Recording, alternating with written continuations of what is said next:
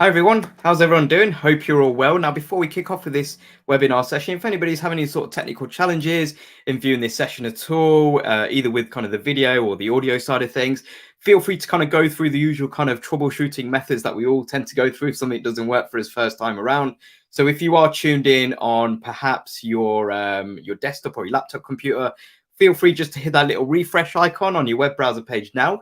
Alternatively, if you are tuned in on your mobile device, like your smartphone or a tablet, feel free to come out of the YouTube app and then click back onto the webinar link that you received, and hopefully everything should be working correctly for you.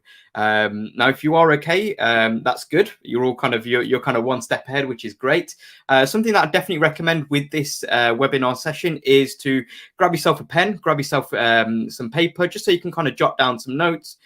Just as we go throughout the course of this session, especially as this session is going to be very kind of interactive. So we are going to go through certain kind of exercises which will require you to kind of jot down some notes, and hopefully some of these notes you'll be able to take away with you and actually take tangible action steps off the back of them as well. Now, something to also mention to you is that you are able to toggle on captioning. Live captioning is available on this webinar session. So if you hover over onto the YouTube video, you will see that there's a small CC icon in a little box. That is the icon for you to toggle live captioning on or off throughout the course of this session.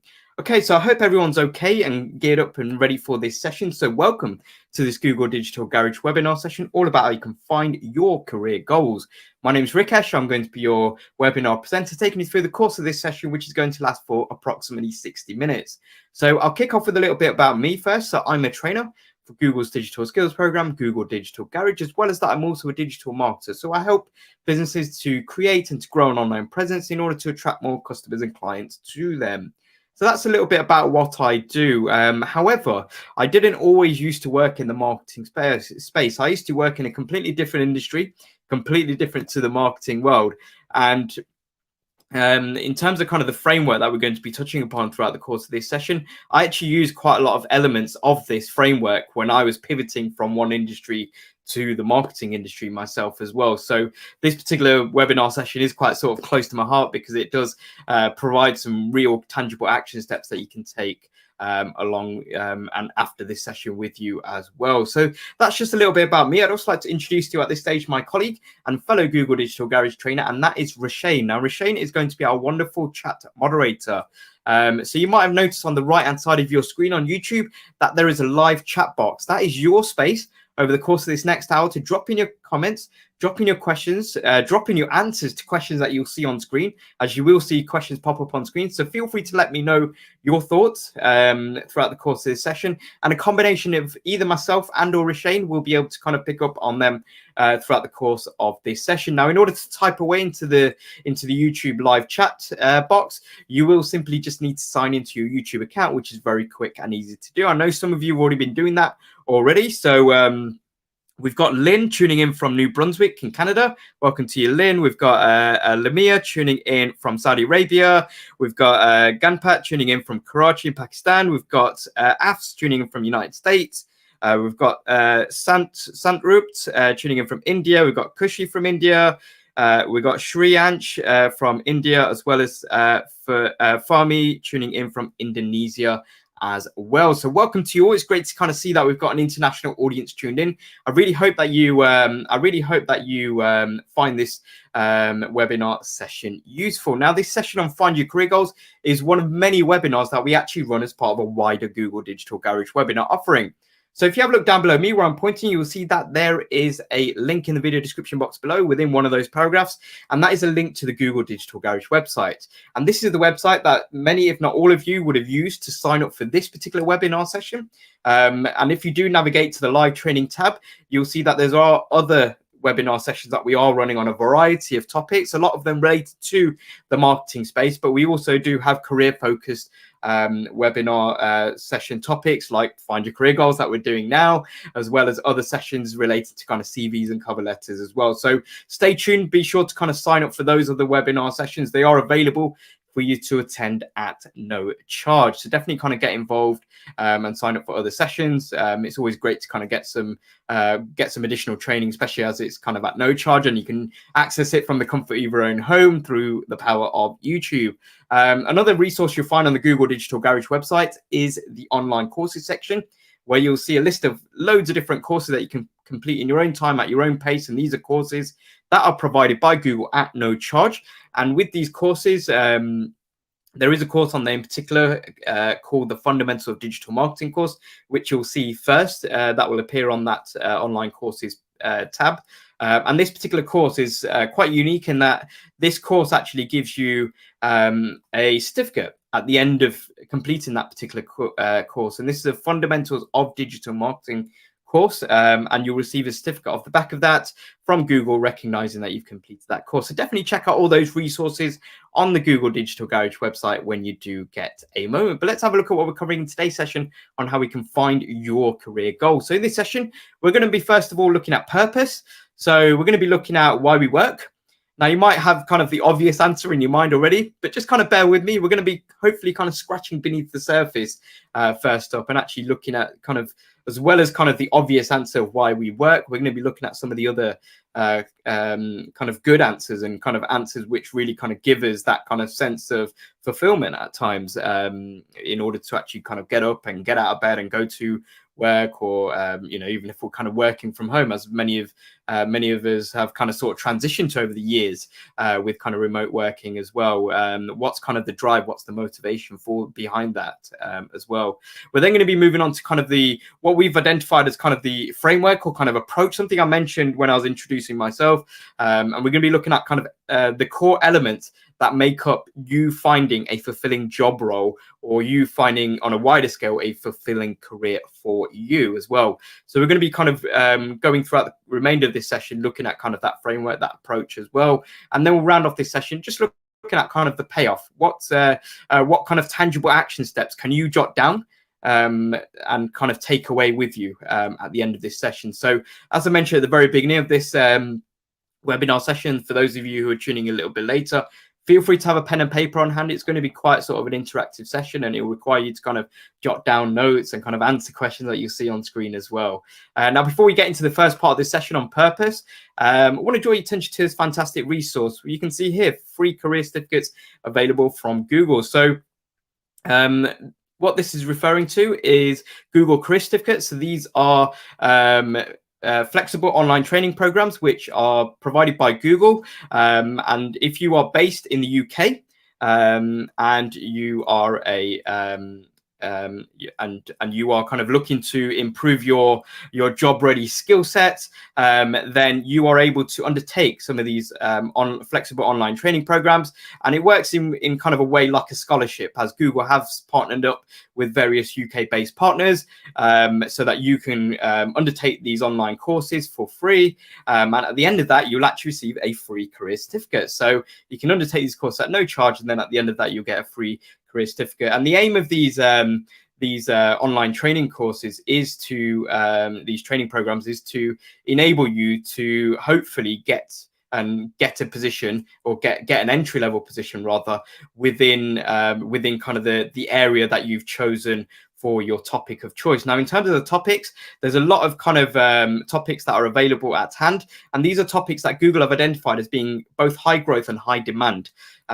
So these are areas such as the likes of user experience design, data analytics, project management, IT support, and there are others as well. So definitely kind of, if you think that this is applicable to you and you are based in the UK, definitely check out the link there on screen. I'm sure that Rashane will kind of drop a link into the live chat for you as well. So let's kick off this session by asking a question to us all, right?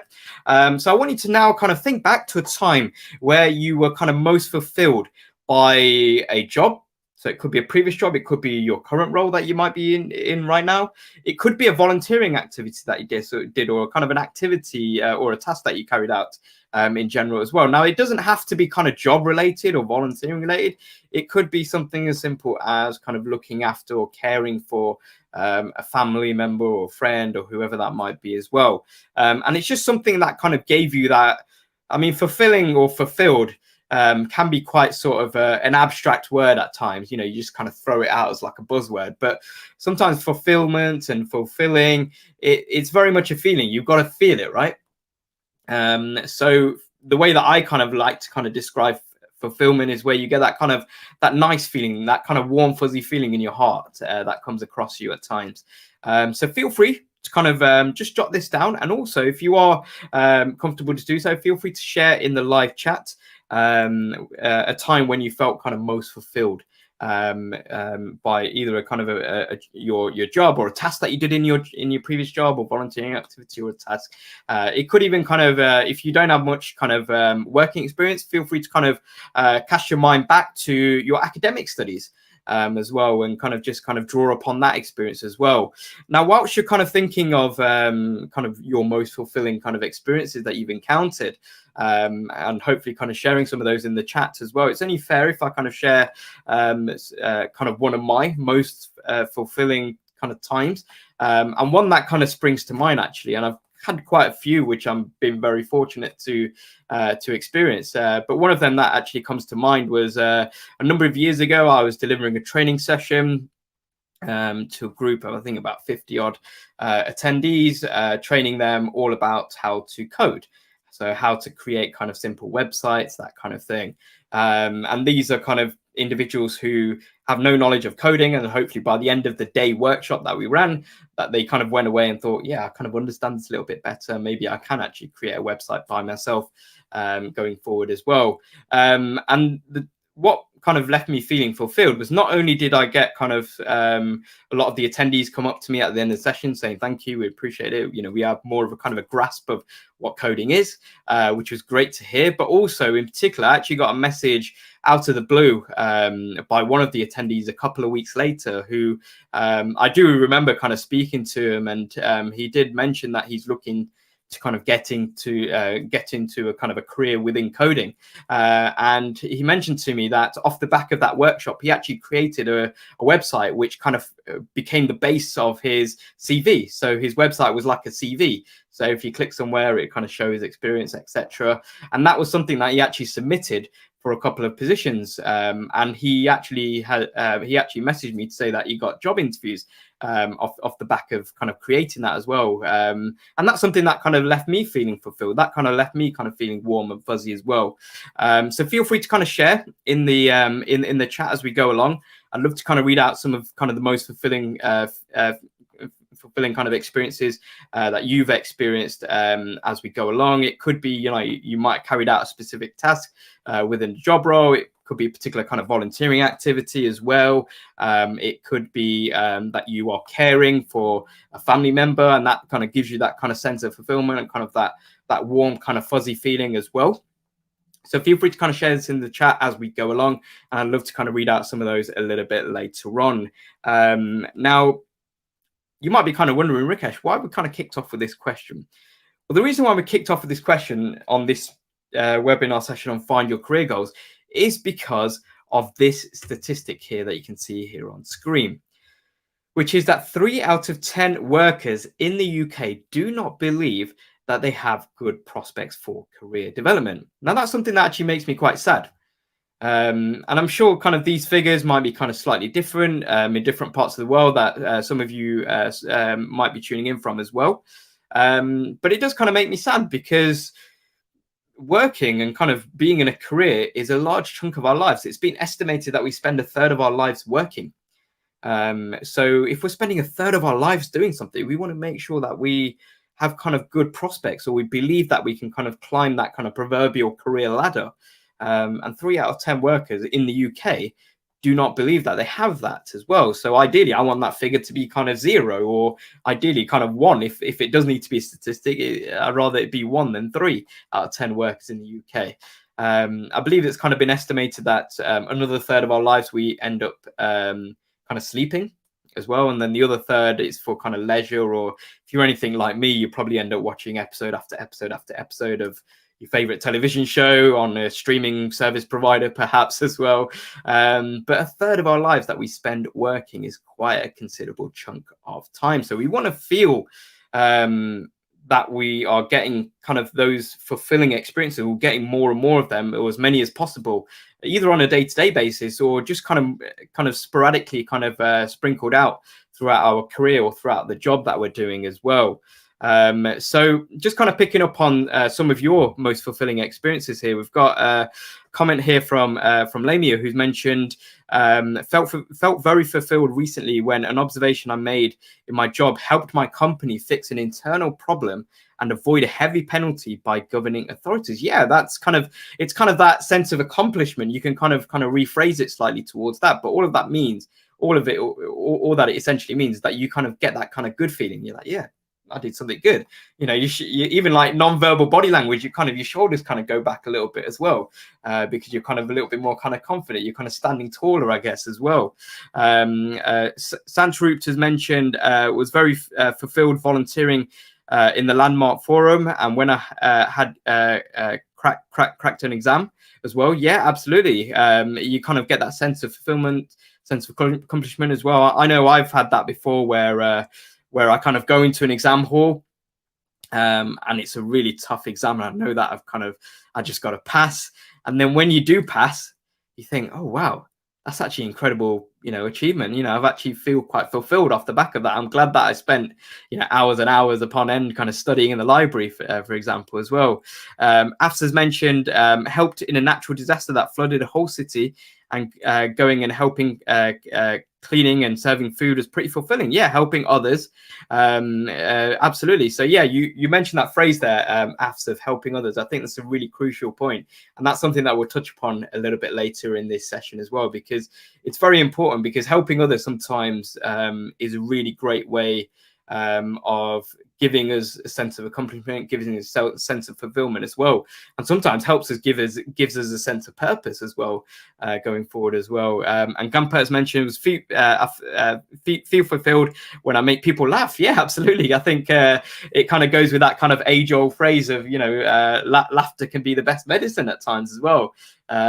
So yeah, I think that's kind of a fantastic kind of trait to have, and it kind of gives you a sense of fulfillment off the back of that as well. So thank you very much for kind of sharing those aspects. So all of that kind of drives in one direction, which is that what do we need to do in order to have a fulfilling job and have more of those fulfilling experiences and fulfilling moments? And on a wider scale, what can we do to have a fulfilling career? Well, to have a fulfilling job and career is essentially made up of three elements. And we'll kind of look at each one of these three elements going forward now. So the first element is something that you enjoy doing. So this is something that you find genuine pleasure in doing. Now, the second element of finding a fulfilling job is something that you're good at. So something that kind of plays to your natural strength, something that you're naturally good at, right? And the third and final element is something that people value. So this is something that there's a market for out there, and that someone somewhere out there is willing to pay you for it as well. So that's kind of the financial aspect there as well. So in order to actually find a fulfilling job role or find a fulfilling career, you want to have elements of all three of these, as is kind of seen here with this Venn diagram. So if it's just something that you enjoy doing, just a little bit of fun. For me, I like to play video games now and then just to kind of decompress after a busy day. But for me, I'm not particularly good at it, and I'm probably not going to get paid for it. I know that people do get paid for it. It's a whole kind of industry itself, with kind of esports as well. But for me, it's just a bit of fun, and it's just going to stay in that circle, just going to stay in that bracket for me. Now, if it's something that you're good at, but you don't enjoy doing it, you're not getting paid for it, then it could just be practice chores. So washing up the dishes, or if you're like me, just putting the dishes in the dishwasher. It's just kind of practice chores, right? And if it's just something, if it's kind of a job or career that you're getting paid for, but you don't enjoy doing it and you're not particularly good at it, then it could be just an indication. It's not a guarantee, but it could just be an indication that it might not be for you. Now you can see that there's kind of an overlap with 2 out of 3 of these elements. So if you enjoy doing something, you're good at it, but you're not getting paid for it, then it just kind of stays in the bracket of kind of like a skilled hobby. If it's something that you're good at, and you're getting paid for it, but you don't enjoy doing it, which some people do tend to kind of fall into this bracket. I know I fell into this bracket before as well. Then it could be an indication that you are either in a boring job or a job that you don't kind of find kind of inspiring, or it might just be an indication that you need to do additional kind of tasks within that job role to make it less boring and to actually make it more kind of interesting, engaging for you as well, and fulfilling for you as well. And if it's something that you enjoy doing, you're getting paid for it, but you're not particularly good at it, then it could be an indication that you're in a low skilled job. And again, it's not a guarantee, but what you can see here by kind of process of denomination there is where we essentially want to be is this kind of middle section here where you can see the cursor is an overlap of all three of these. This is kind of the sweet spot, which is where we essentially find a fulfilling job for us and a fulfilling role for us as well. And we're going to be kind of breaking down each one of these circles for the remainder of this session. So this is essentially the framework that we're going to be working from. And this particular Venn diagram that you can see here on screen is actually based upon or based off the Japanese practice of Ikigai. So Ikigai, spelled Ikigai. Feel free to kind of Google it and find out more information, or YouTube it to find out what is Ikigai, for example. But essentially, the Japanese practice of Ikigai essentially is a kind of a method that helps you to kind of find your reason for being or your purpose for life. So we've kind of adapted that for this particular webinar session on Find Your Career Goals for the purpose of kind of finding your career. And you can even kind of drill down even further in terms of kind of finding a fulfilling job for you as well.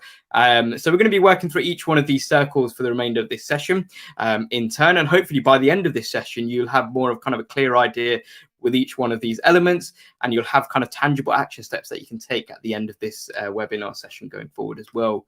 But before we get into the first circle, I want to ask you a question here on screen, which is that what is the top motivator for working? So why do we work? Let me know your answers in the chat. Now, before you kind of all type in the exact same answer, I want to kind of make this question a little bit more challenging here. So the obvious answer would typically be money, right? The reason why we tend to work is for financial benefit, financial gain.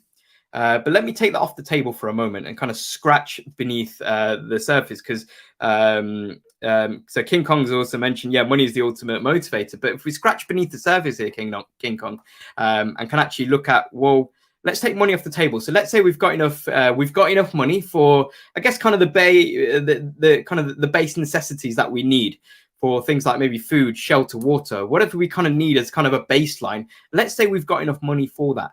What's then the driving force for us to get up in the morning, to go to a workplace or to work from home and to kind of work within a career? What's kind of the driving force? Why do we work after we take kind of something like money off the table as well?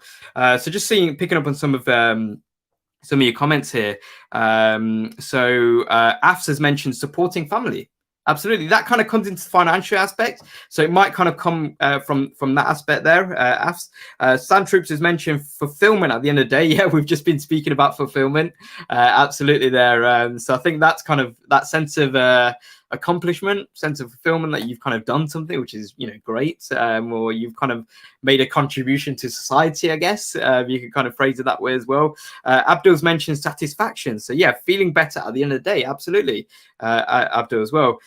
King Kong's mentioned passion as well. Unati's mentioned people at your workplace. Yeah, I think that's something that people have found, especially over the last couple of years or so, where people have been working remotely out of kind of more necessity, is that people now value kind of that camaraderie aspect. If you go into a workplace, you're working with other people, you're collaborating with other people, you've got those colleagues that you can even just have kind of an off-topic conversation, so not talking about work, maybe talking about what you did over the weekend, just those social interactions. That's something that we tend to value, and it can be kind of quite a top motivator for us working as well, just having that kind of social aspect as well.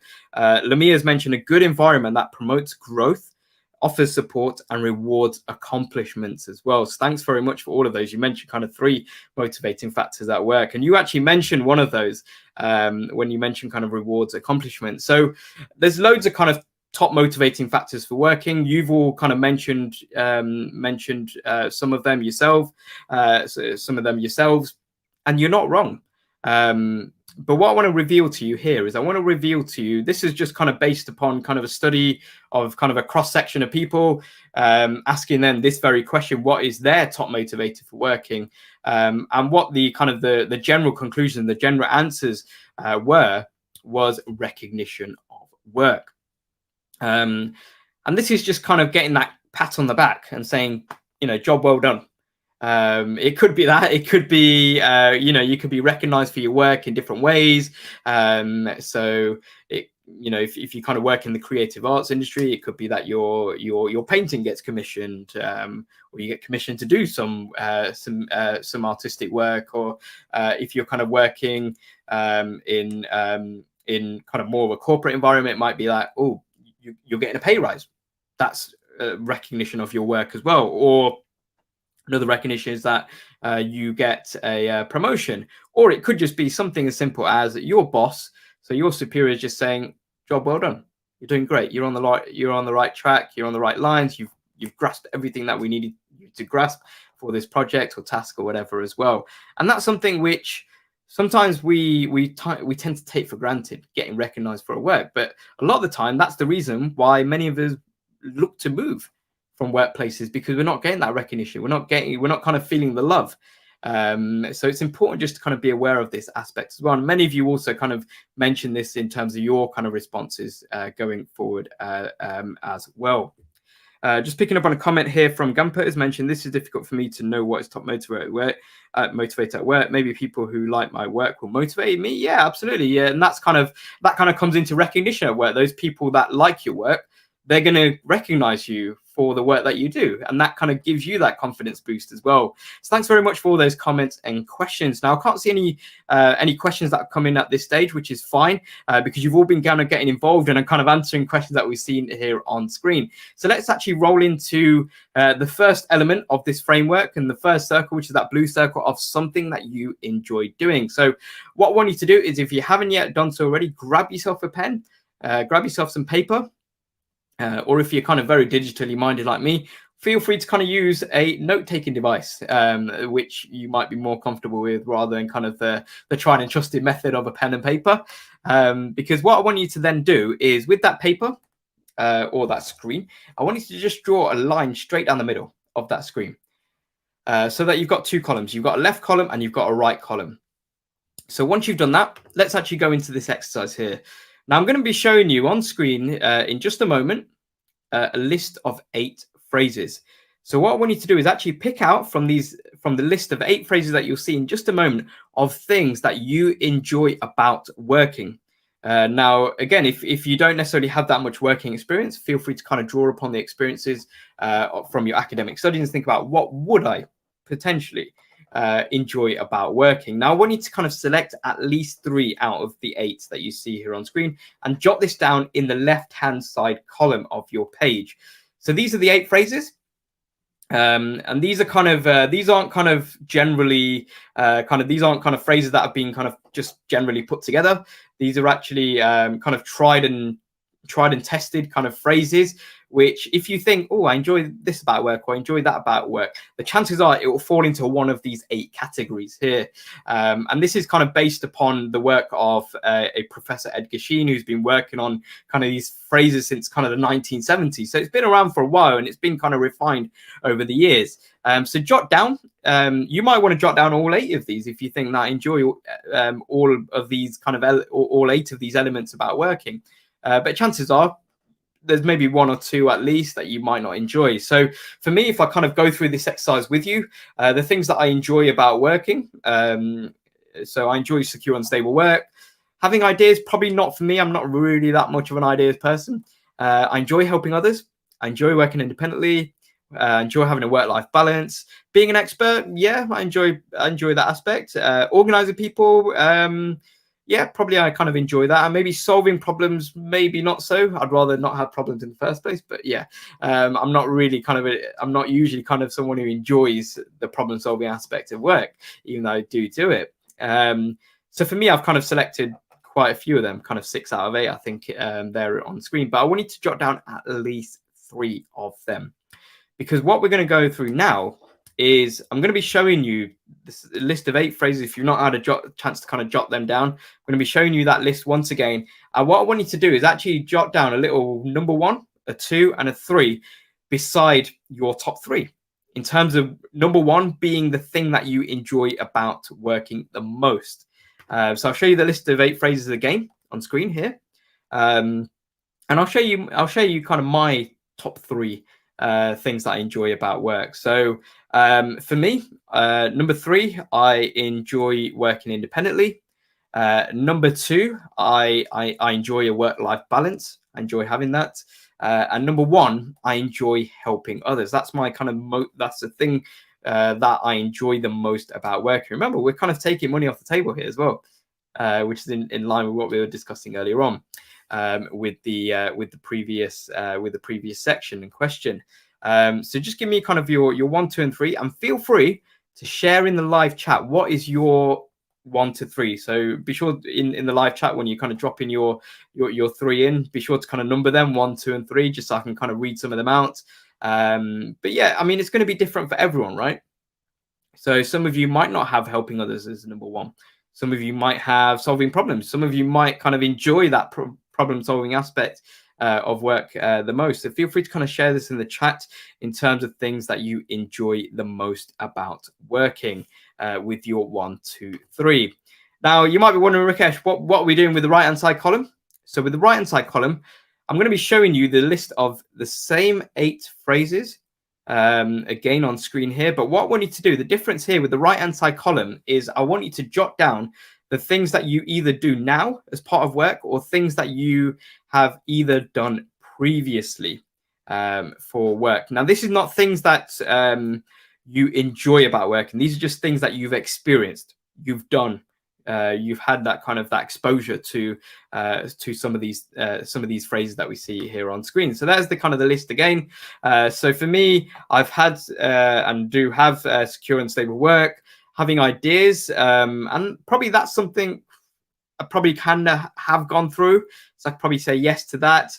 I have helped others, worked independently, work-life balance, being an expert, organizing people, solving problems. Probably organizing people I don't think I've done that much of, to be fair, but I've done a little bit. So not too much, but just a little bit there of that. So just jot down as many of these things that you've kind of been exposed to, you've kind of done, either previous kind of previous roles, or even think about kind of voluntary experience, even kind of cast your mind back to studies as well that you might have done. You might have kind of helped others out with when you're kind of working on project work at school or college or university days, perhaps as well. Maybe you've organized people as well in some of your kind of roles going forward as well. So hopefully at the end of this kind of exercise, you've got 2 columns here. You've got your left-hand side column, which shows essentially the things that you enjoy about work, and you've got your top 3 listed there as well. And then also you have your right-hand side column, which is things that you either do now or you've done previously. So essentially, what you want to do is you want to contrast and compare these 2 columns, these 2 lists that you've got, because ideally, if your list between your left-hand column and your right-hand side column are fairly similar, then that's kind of a good indication that you are doing things that you enjoy. Maybe you want to incorporate more of those elements of things that you enjoy doing in your left-hand column into your right-hand side column. So think about, how can I do more of these things that I enjoy within the current role that I'm in, or within the current company that I'm in, or organization that I'm in right now. Now, if these two columns, these 2 lists are drastically different, then it could be an indication for you to kind of maybe look at kind of other roles, either within the same industry, or look at kind of moving into other industries going forward for you as well. So it kind of gives you hopefully that sense of kind of, or gives you kind of more clarity in that respect going forward as well. So just picking up on some of your kind of your 1 to 3s here. So Lamia's mentioned work-life balance, being an expert, and solving problems. So I assume, Lamia, correct me if I'm wrong as well. You've not kind of labeled your 1 to 3 there, but I assume your work-life balance you put first is kind of your number 1, and then kind of number 2 being an expert, and number 3 solving problems. Mohammed's also mentioned work-life balance is number 1 priority for you as well. Number 2 for you is working independently and helping others, number 3 as well. So thank you very much for those contributions. Let me check if there's any sort of questions, which there aren't at this stage, but I really kind of encourage you to kind of look at those 2 columns, those left and right columns. I know it can be quite sort of tricky when you're kind of sat through one of these kind of webinar sessions to kind of think things through, because you've got me kind of talking away and you're trying to sort of keep up with the webinar session itself. So this is something for you to feel free to kind of review after this session's finished, and kind of work on so that you are kind of doing more of those things that you enjoy within your current job roles as well. Just picking up on Gampert's 3. So number 1, having ideas. Number 2, helping others. Number 3, work-life balance as well. So you've got kind of all 3 of them. And as you can kind of see with all of us, we've all got kind of different 1 to 3s. If we all had the same 1 to 3, we might all be working in kind of the same career, which kind of functionally doesn't really work very well as well. Crystal's asked, how do you know what career suits your top 3?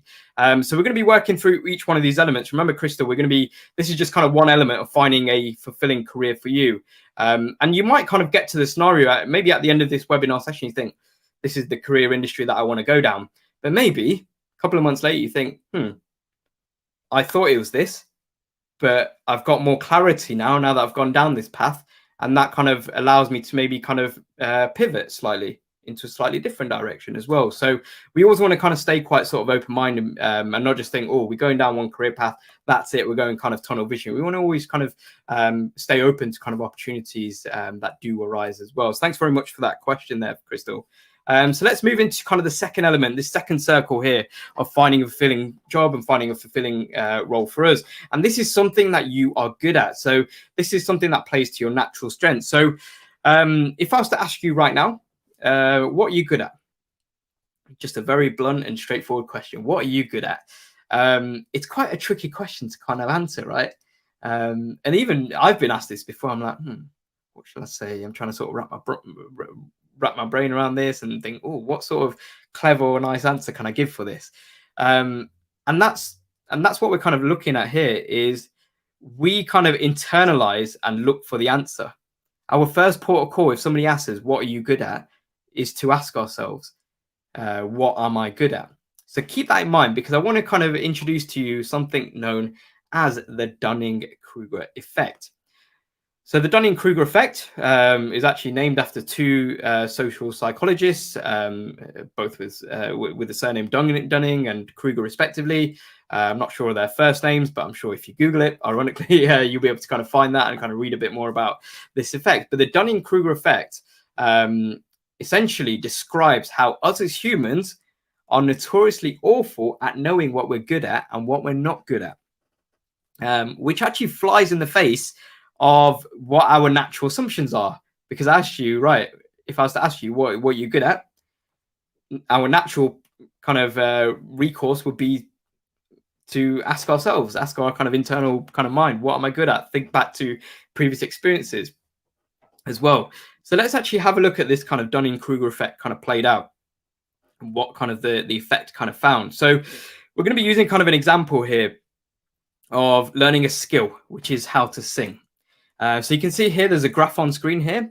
Don't worry, there's no kind of maths involved with this at all. But you can see here that you've got the vertical axis, which shows you the level of confidence. So how good do you feel about singing? And then you've got on the horizontal axis, you've got the competence levels. So how good you are actually at singing, which is actually labeled from none, average, and expert. And what I want you to do as we go through each one of these kind of slides coming up is just follow the red dot. So right now, it's that base point. So we have 0 confidence and we have 0 competence at singing because, for example, let's say we kind of do this kind of like a group activity. So let's hypothetically assume that none of us have ever sang before. I know that's a lie. I like to sing, especially when it comes to being in the car. I'm unashamedly kind of the guy that always kind of sings karaoke in the car, especially on a long drive. But let's say hypothetically that we have never sang before. We've never picked up a microphone to sing. So our confidence level is a 0, and our ability level is at a 0 as well. So let's actually move this on here.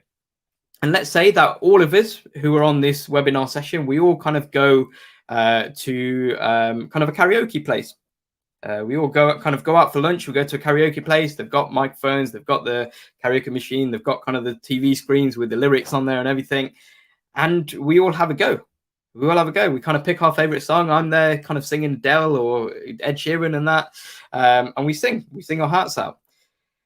Now, what tends to happen, what Dunning-Kruger effect shows here, is you can see that this red dot has actually jumped up and skyrocketed when it comes to confidence level here. So the very first time that we pick up the microphone, that we sing karaoke, is we have a massive spike in our confidence levels.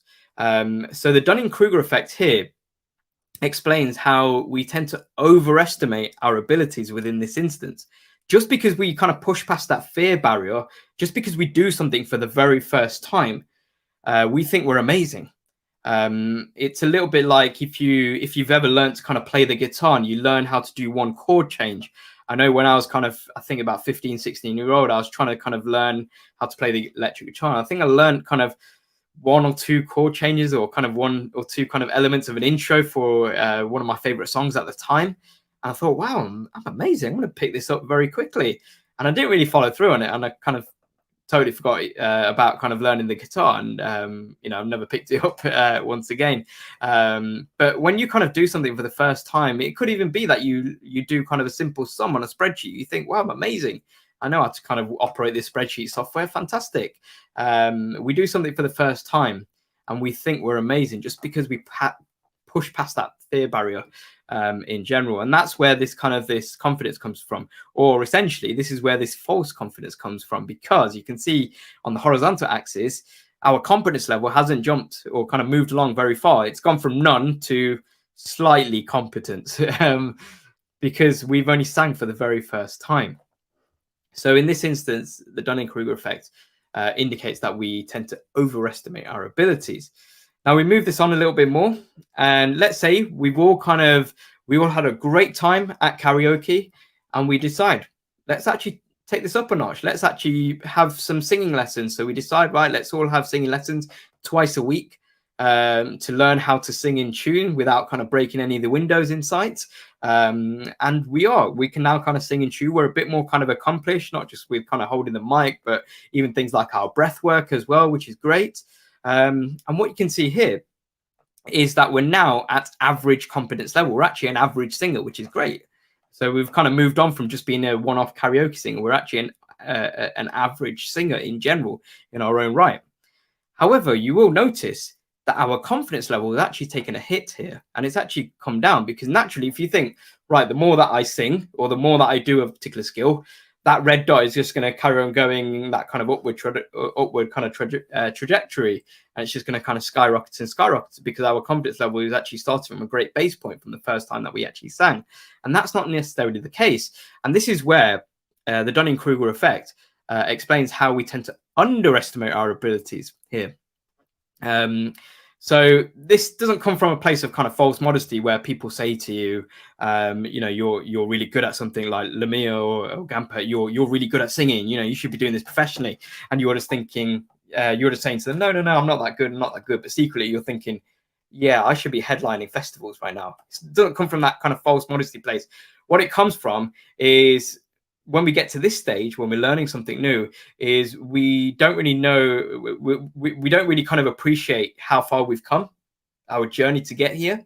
We're actually looking more forward. How can I become an expert? How can I get expert competence level at being a singer? How can I be a professional singer?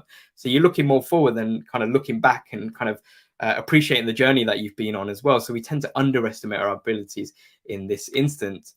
And then we get to the kind of the final point, which is the point where we are actually able to make an accurate judgment on our abilities, which is when we become an expert at something. And you can see that the confidence level actually naturally rises, but it's still not as high as how it was when we had that false confidence when we did something, when we sang for the very first time here as well. Now, it's a journey to get from no competence to being an expert, and that takes time. So when somebody does ask you, what are you good at? We have to kind of go through the journey in order for us to make kind of a good judgment call about ourselves. So essentially, what this truly means, well, what the Dunning-Kruger effect truly means, is that in order for us to really understand ourselves and understand our strengths and what we are good at, we need to look outside of ourselves. So another exercise coming up. So pen and paper at hand. So what I want you to do is I want you to just jot down the name of 3 people who know you well. You don't need to share this at all. Just jot this down on pen and paper. And you can see on screen here, this is phrased very kind of carefully. It's not pick 3 people who you know well. It's 3 people that know you well. So 3 people who've known you maybe for a considerable period of time, or you've kind of got that kind of close connection with, or that they feel they've got a close connection with you perhaps as well. Now, your natural instinct would be maybe to pick kind of a family member, but you want to pick someone who can have some level of kind of impartiality and kind of be somewhat kind of constructive. So maybe picking, rather than kind of family member, maybe picking a family friend, maybe picking a neighbor that's known you for a long period of time, maybe picking a work colleague or former colleague perhaps as well. And once you've got the list of kind of 3 people who know you well, I want you to jot down these 3 sentence starters that you can see here on screen. So where you can see the X's here on these sentence starters, I want you to replace that with your name. So I always ask Rikesh for help with. Rikesh knows a lot about, and you can always ask Rikesh too. And then ... Leave those sentence starters. You don't need to complete them at all. So these are sentence starters that you are going to give to those 3 people that know you well. So this is an activity for you to kind of tangibly take away from this session and complete with other people. Now, feel free to kind of continue writing these 3 sentence starters down as they're at the top of the screen here.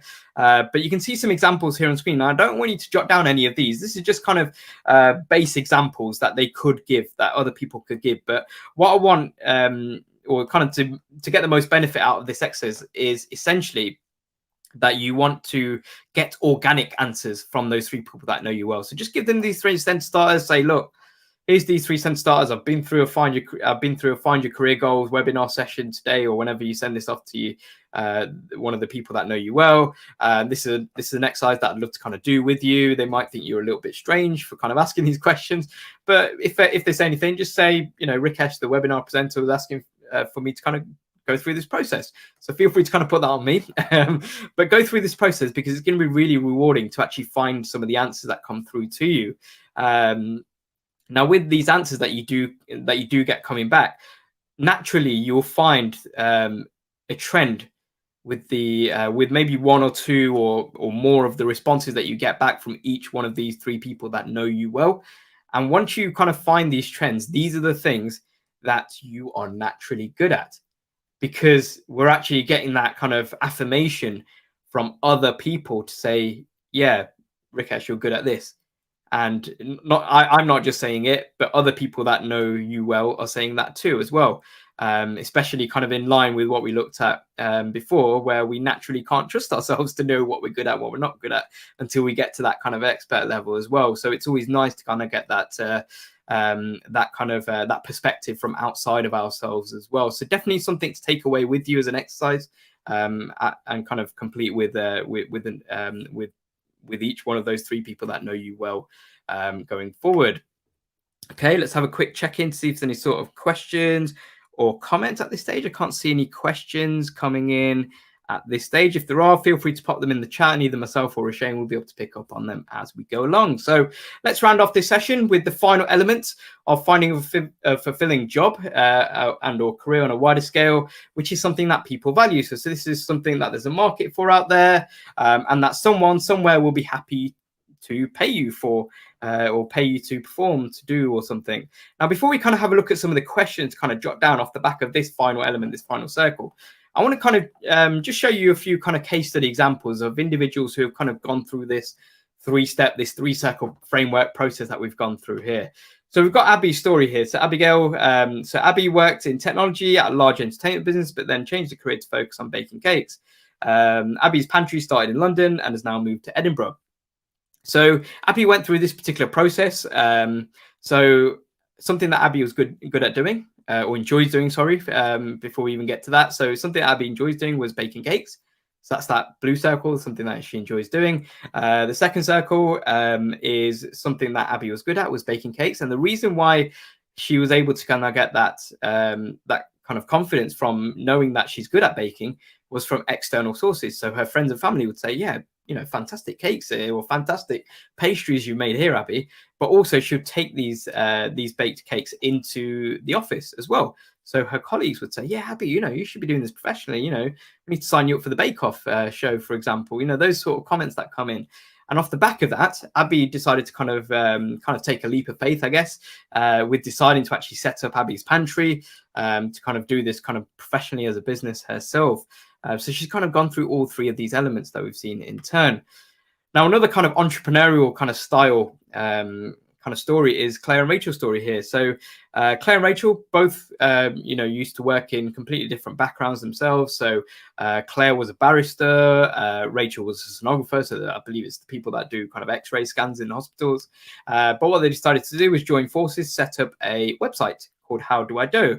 How Do I Do? Which is a directory of wedding suppliers and wedding planners for all couples. So again, they went through this process. So they enjoyed recommending wedding planners, wedding suppliers to their nearest and dearest around them. They knew that they were good at giving good recommendations because of the feedback they were getting from happy couples when they got married, saying, yeah, the catering is brilliant, the food is fantastic, or everything was organized perfectly by the wedding planner perhaps as well. And then they decided, right, there's nothing out there, there's a market for it, and somebody's willing to pay us to have this kind of directory. We can use things like advertising as well on the directory. Great. And that led them to kind of set up this website as well. And then you finally got Shaquille's story, which kind of comes at it more from kind of an angle of kind of being employed. And with Shaquille, when Shaquille came to this kind of process, this journey of going through this framework itself with the three elements, the three circles, is Shaquille came at a point when he'd recently been made redundant from his previous position. And he went through these elements. So with the first circle, something that you enjoy doing, Shaquille picked out of the list of 8 phrases that we've all just gone through earlier on this session, he picked out the thing that he enjoyed most. His number one was working independently. So that's something that he really actually enjoys doing the most. And you can see that here on screen, working independently. That's something that he enjoys. That's his kind of number one factor. Something that he was good at is human resources, HR. And that comes from his human resources background. He's been working in the industry for a long period of time. And he was getting great feedback from the people that he worked with. And that's kind of despite kind of redundancy, which was kind of more unforeseen, you know, and not kind of related to kind of job performance there at all. But he knew that he was good at that because other people were telling him, yeah, Shaquille, you're great at human resources.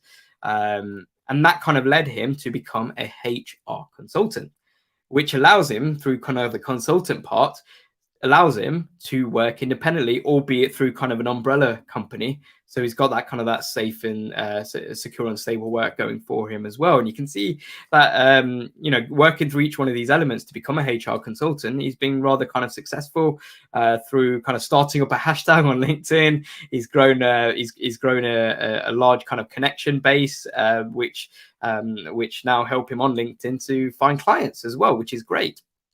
And it's nice to kind of hear these stories of different people who've gone through this process, because sometimes when we go through kind of webinar sessions, it can sort of seem quite abstract, these concepts. So it's nice to kind of ground them with actual individuals who've gone through this type of process.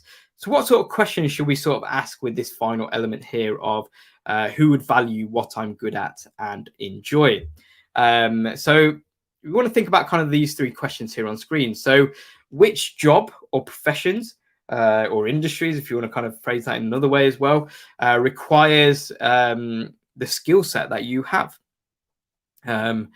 Also, so you want to kind of write down kind of a long list of either job titles, job industries. You can even have 2 different lists, one of industries and one of job titles as well.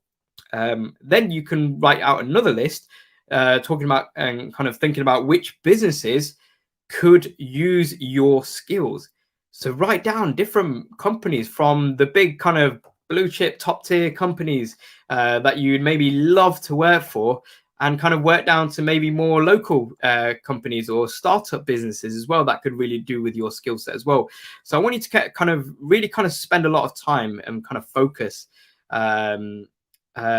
spend a lot of kind of focus on this as well, because sometimes we kind of think, oh yeah, I'll jot down a list of kind of 10 companies and organizations, and they're just going to be the ones that I know of, or I kind of use their kind of products and services perhaps as well. But you might find that even kind of the more medium or smaller businesses, that's where you might kind of find fulfillment. That's where you think that they'll be willing to kind of pay you for your skill set. And then you might find fulfillment. You might enjoy doing it. You might be good at what you're doing as well. And that's helping you to kind of find that fulfilling job. Now, it might only be temporary. You might be in a fulfilling job role or fulfilling career for a finite period of time. And that changes over a period of time as well. And that, a lot of the time, that actually depends upon what you're doing, because tasks and responsibilities kind of adapt and change over periods of time as well.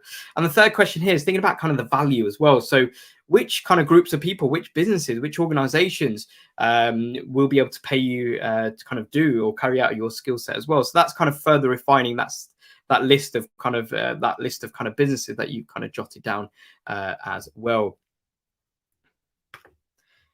So just to kind of round off this session, here's kind of a few resources and places that you can kind of look at when it comes to kind of job search. You've got the Google Jobs board that you can see here on screen. I'm sure many of us have kind of used that. As with anything in kind of the world nowadays, if you want to kind of try and find something, you tend to kind of Google it, right? So much so it's become a verb. So even with jobs, you can kind of look at the Google Jobs board. You can refine by various different filter categories, like the job title, by the location as well, the date that it's posted as well. So you can look to kind of apply for positions as soon as they kind of come out as well. And a lot of the times you will see with the vacancies that you'll see posted is that it will say apply on, and it might be apply on LinkedIn, apply on, and then it might be another kind of jobs board that you can kind of sign into and upload your CV and kind of create an application on that particular platform as well.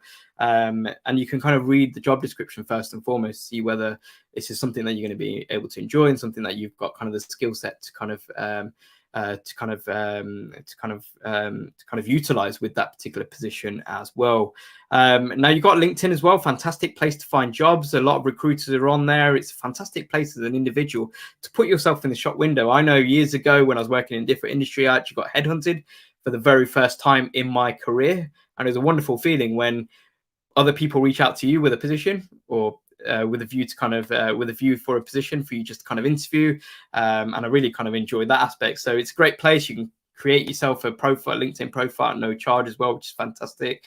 Think about kind of volunteering opportunities. If you want to kind of bridge the skills gap, you might not have the specific skills yet for a job that you want to do, and volunteering is a great way to kind of bridge that gap and actually earn and learn kind of some of those skills as well. You've got Do It and Charity Job, which are fantastic websites, and there's other websites that are out there that you can look at kind of based upon kind of the country that you're tuning in from as well.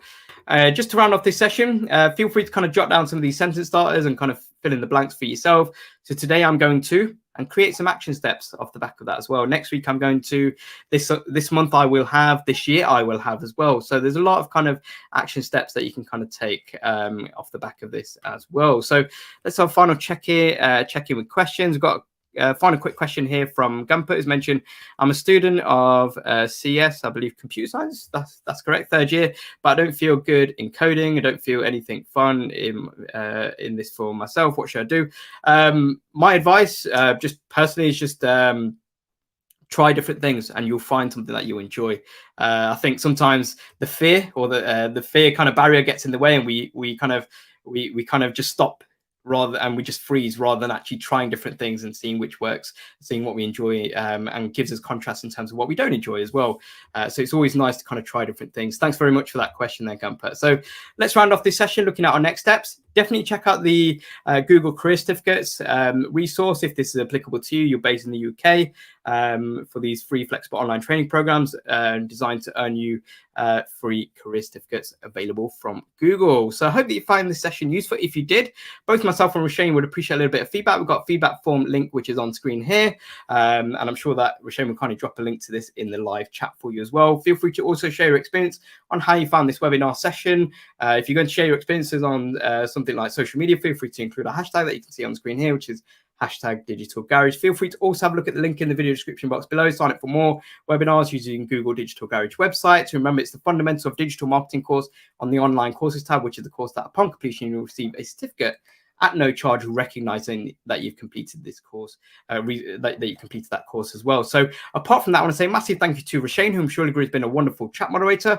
And I want to say a massive thank you to you all for tuning into this Google Digital Garage webinar session. And I look forward to seeing you all again soon. Thank you. Goodbye.